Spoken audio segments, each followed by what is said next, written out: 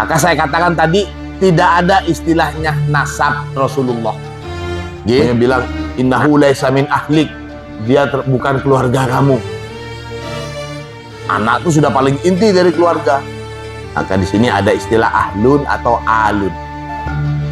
Orang yang sudah pernah ke Mekah, ke Baitullah, maka dia selalu ingin kembali, ingin kembali, ingin kembali.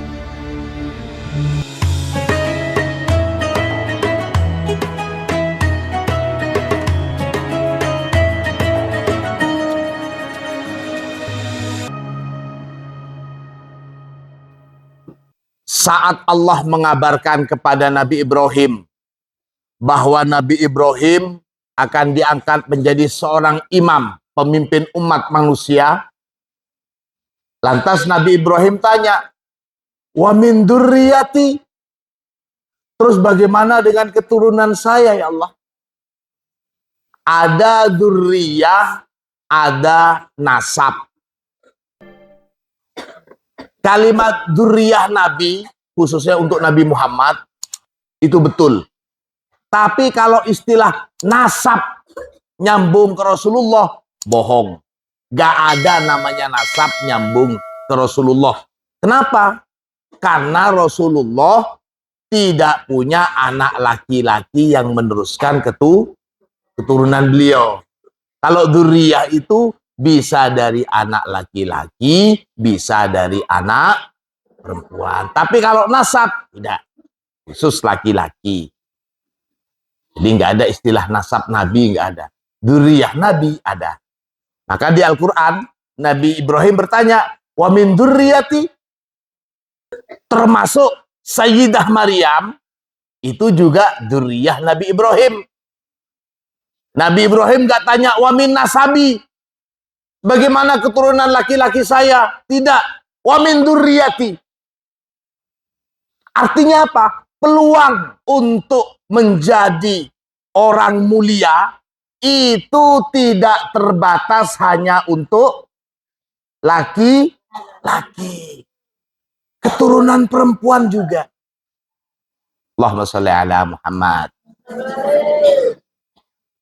Hanya saja ketika Nabi Ibrahim bertanya wa min dzurriyyati, Allah tegas, hanya orang-orang soleh yang bisa mendapatkan kepemimpinan ini. Kaitannya dengan hal itu, di sana dikatakan wa ahlun nabi laisu ka ahli umumin nas. Keluarga Nabi itu tidak seperti keluarga kebanyakan manusia. Walakin ahlun nabi humul ladzina ya'khuduna al-qayyima anhu. Hakikat ahlun nabi, hakikat atau bahasa lainnya alu. Ada ahlun, ada alun.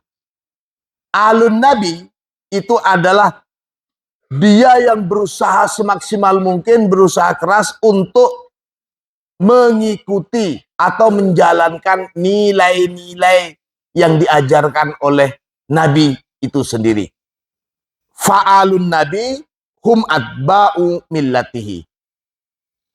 Maka yang disebut dengan ahlun nabi, yang disebut dengan alun nabi itu adalah pengikut setianya jalan Nabi, yang mengikuti jalan agama, syariah, serta ajaran Rasulullah Sallallahu Alaihi Wasallam. Fal ittiba yujibul ittisal. Karena mengikuti itu secara otomatis yujibul ittisal, tersambung. Wal mukhalafah, sementara yang bertentangan tidak mau mengikuti, bahkan menentang, naudzubillah, tujibul infisal, berdampak pada putusnya hubungan. Meskipun secara nasab keturunan Rasulullah, tapi etika, tutur kata dan akhlaknya sama sekali tidak mencerminkan sebagaimana akhlak atau tutur kata yang bukan sekedar diperintahkan oleh Rasulullah, tapi ditirukan oleh Rasulullah. Rasulullah suri tauladan. Tentu tidak mungkin bisa meniru Rasulullah 100%, mustahil. Karena Rasulullah maksum, dijaga dan dipelihara langsung oleh Allah. Tapi minimal berusaha untuk mengikuti jejak, menjadikan Nabi sebagai tauladan, baik dari tutur kata ataupun tingkah lakunya. Itu alun Nabi. Mudah-mudahan kita masuk golongan alun Nabi. Kaitannya dengan kalau tidak mengikuti jejak Nabi, tidak mau berusaha menjalankan ajaran Nabi, dikatakan infisol, terlepas, bukan meskipun secara nasab keluarga, tapi kalau bertentangan dengan ajaran Nabi, sudah di-cut. Tidak termasuk alun Nabi, tidak termasuk ahlun Nabi. Hal ini ditegaskan ketika Nabi Nuh mengatakan, ya Allah, anak saya itu ada di sana. Anak saya. Padahal anaknya langsung Nabi Nuh. Allah tegaskan sebagaimana di dalam Al-Quran. Qala Allah Ta'ala li Nuhin alaihi salam. Allah berfirman kepada Nabi Nuh alaihi salam. Fi ibnihi alladhi min salabih.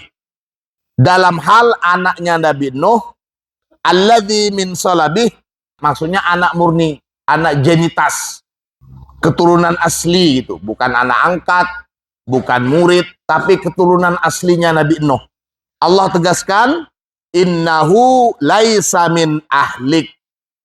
Sesungguhnya dia itu, orang yang kamu sebut anak itu, anak kamu itu, laisa min ahlik. Dia tidak termasuk keluarga atau ahlun kamu. Padahal itu anak langsung. Allah yang tegaskan, dia bukan termasuk ahlun kamu. Innahu laisa min ahlik. Dia bukan keluarga kamu. Anak itu sudah paling inti dari keluarga. Maka di sini ada istilah ahlun atau alun. Ya gampangnya begitu saja maknain. Innahu laisa min ahlik. Dia bukan termasuk ahli kamu. Itu saja. Lebih pas. Innahu, sesungguhnya anak kamu itu amalun ghairu soleh. Dia bukan orang yang soleh. Bayyanallah. Bayyana menjelaskan. Allah Ta'ala, siapa Allah Ta'ala? Illa tafaslihi. Pada sebab terputusnya sang anak, bi'annahu, bahwasanya anaknya Nuh ghairu solihin, bukan orang soleh. Jadi di sini ditegaskan terputusnya hubungan kekerabatan ahliyah antara Nabi Nuh dengan putranya, itu karena putranya bukan orang yang soleh. Tentu Nabi Nuh sebagai ayah merasa kasihanlah ketika banyak orang, banyak binatang naik kapalnya. Karena Nabi Nuh tahu bahwa semuanya orang akan tenggelam kecuali yang naik kapalnya itu. Tapi anaknya memang, enggak, ayah, saya nggak mau ikut kapal kamu. Saya mau mendaki gunung itu. Maka Nabi Nuh bermunajat kepada Allah. Ya Allah, anak saya, ya Allah. Bahasa kita mungkin, sudah nggak usah dipikirin. Dia itu bukan termasuk ahli kamu. Meskipun dia anak kamu, tapi dia bukan ahli kamu. Karena dia itu bukan anak yang soleh. Na'udzubillahimin. Mudah-mudahan kita, kalian semua tercatat sebagai anak-anak yang solihin, solehat. Wal Yahudu, dan adapun orang-orang Yahudi, ma'annahum min nasli Ishaq alaihi salam, meskipun mereka itu termasuk keturunannya Nabi Ishaq alaihi salam. Nabi Ishaq itu siapa? Anaknya siapa Nabi Ishaq itu? Nabi Ibrahim. Jadi meskipun secara keturunan orang-orang Yahudi itu adalah keturunannya Nabi Ibrahim, illa hanya saja anna silatahum bi Ibrahim alaihi salam qadin qata'at ba'da antaraku al-qayyima wal mabadi'ah. Meskipun orang-orang Yahudi itu keturunannya Nabi Ishak, illa hanya saja anna silatahum, sesungguhnya hubungan mereka orang Yahudi, hubungan ahliyah, hubungan aliyah, orang-orang Yahudi bi Ibrahim alaihissalam, dengan Nabi Ibrahim alaihissalam, qadin qata'at, sungguh telah terputus, ba'da antaraku al-qayyima, setelah meninggalkan siapa Yahudi al-qayyima, pada nilai-nilai atau ajaran-ajaran kenabian, wal mabadi, dan prinsip dasar. Wa ma'a anna rasulal asil huwa Musa alaihi salam. Wa ma'a anna rasulal asil, dan bersamaan bahwasanya ar-rasulal asila, utusan Allah yang asli. Nah, itu boleh sekali itu. Maksudnya yang menerima wahyu langsung dari Allah itu huwa Musa alaihi salam, adalah Nabi Musa. Waja'a Harun alaihi salam. Waja'a, kemudian ja'a, datang. Harun alaihi salam. Siapa Nabi Harun alaihi salam? Liyasudda azrahu. Liyasudda, untuk memperkuat siapa Harun, azrahu, pada kekuatan Musa. Di dalam riwayat, secara fisik Nabi Musa itu terkenal dengan kekuatannya. Namun kelemahan Nabi Musa itu kurang fasih dalam penyampaian kata-kata dan kalimat. Jadi Nabi Musa itu sulit. Konon waktu kecil Nabi Musa itu dimasukin Abu Tomang, tahu kalian? Nah, itu sama Fir'aun pernah dimasukin ke mulutnya Nabi Musa itu, waktu kecil. Jadi karena Nabi Musa itu agak sulit untuk mengucapkan kalimat. Sementara Nabi Harun itu fasih dalam berkata-kata dan bertutur kata. Liyasudda azrahu. Illa, akan tetapi, annar risalata, sesungguhnya kerasulan, istamarrot, berlanjut, apa risalah, fi dzurriyyati Harun alaihissalam, berlanjut ke keturunannya Harun. Nabi Musa dan Nabi Harun itu sepupuan. Jadi bukan berlanjut ke anaknya Nabi Musa, tapi berlanjut ke anaknya Nabi Harun. Wadzurriyatu, dan adapun maksudnya dzurriyah itu hum abnaul auladi. Dzurriyah itu adalah abnaul auladi, anaknya anak laki-laki, wa abnaul banati aidon, dan juga anaknya anak perempuan. Jadi dzurriyah itu umum, mau dari keturunan laki-laki juga perempuan, sama-sama dzurriyah. Amman nasabu, adapun nasab, wal usbatu, dan istilahnya ada juga usbah. Makna umumnya kelompok kecil. Maksudnya di sini keluarga inti. Amman nasabu wal usbatu, adapun istilah nasab dan usbah, fahum abnaul auladi faqat.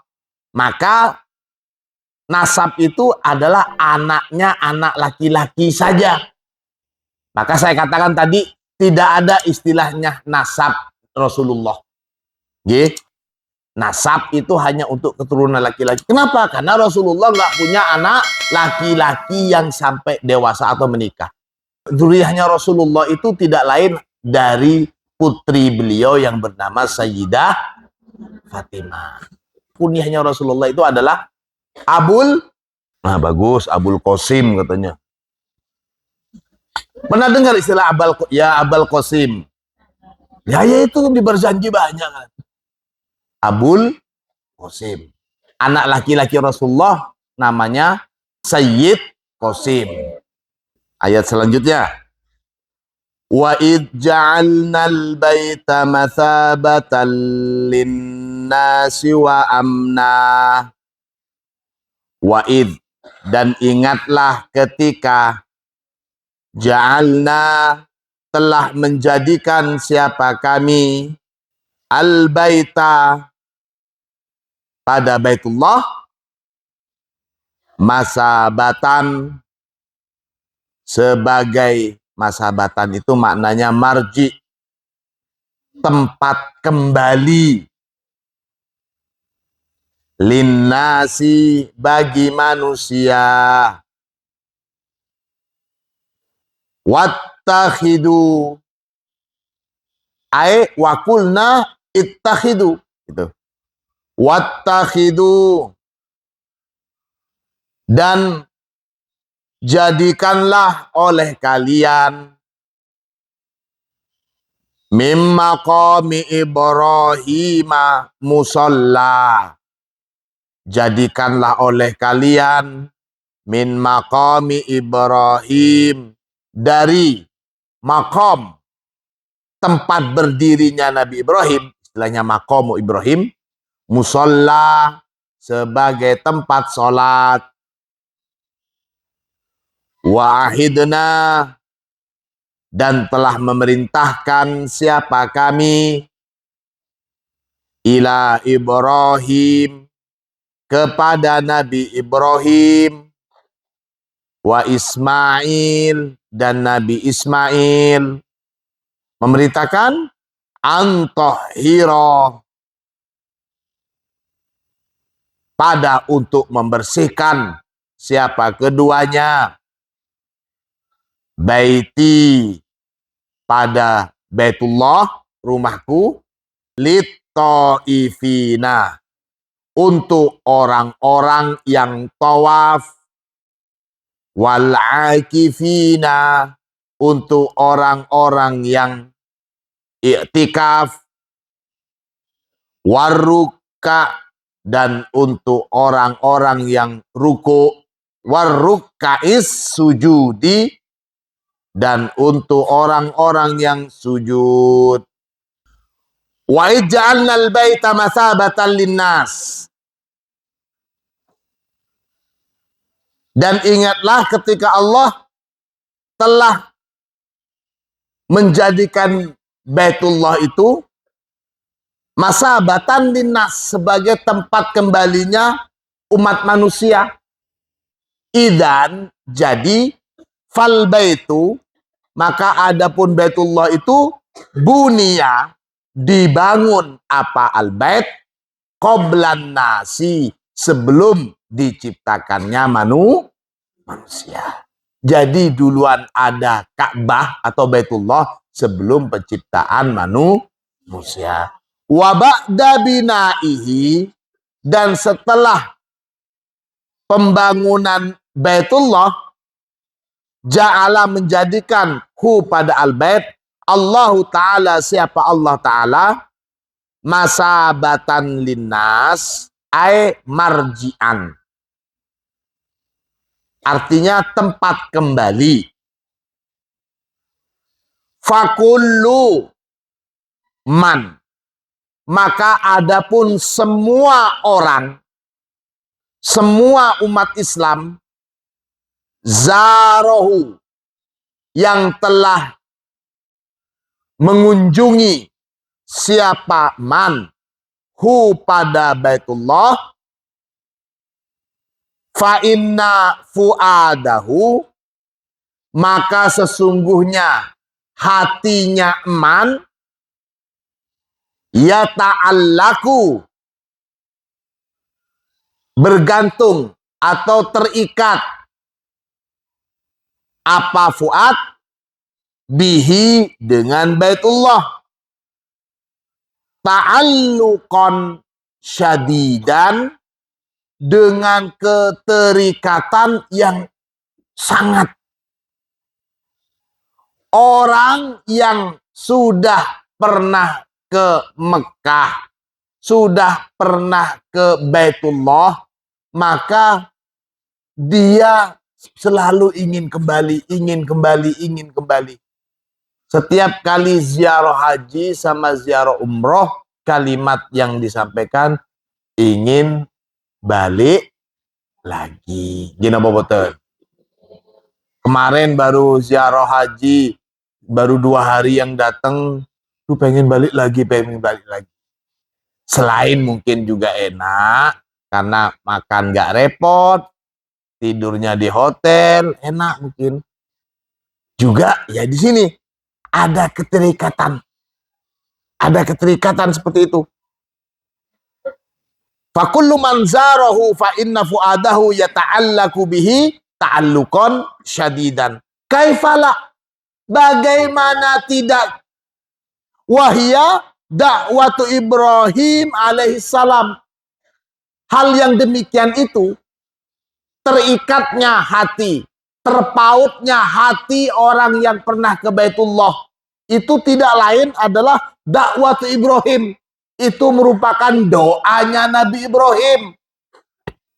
Sebagaimana diabadikan di dalam Al-Quran, Rabbana inni askantu min dzurriyyati biwadin ghairi dzi zar'in inda baitikal muharram. Rabbana liyuqimus shalah. Kemudian faj'al af'idatam minan nasi tahwi ilaihim. Bagaimana tidak mau terikat dengan Ka'bah? Itu loh doanya Nabi Ibrahim. Faj'al, maka jadikanlah, af'idatan minan nas, hati-hati sebagian manusia, tahwi ilaihim, cenderung atau condong pada mereka. Ibrahim 37. Wa kaifala, dan bagaimana tidak, wa qad ta'allaqat bihi himamu mi'atin wa arba'atin wa isrina alfi nabiyyin tafu bihadal bait siwal auliya was solihin. Bagaimana tidak ngangenin namanya Ka'bah ini ya. Lihat, perhatikan. Bagaimana Ka'bah nggak ngangenin setiap orang yang sudah ke sana. Yang pertama, itu merupakan doanya Nabi Ibrahim. Yang kedua, Ka'bah itu juga merupakan keinginan yang luar biasa. 140.000 nabi tofu yang tawaf bihadal bait, di Baitullah ini, siwal aulia wassolihin, belum lagi atau selain jumlah ini, selain para wali-waliullah dan kaum solihin.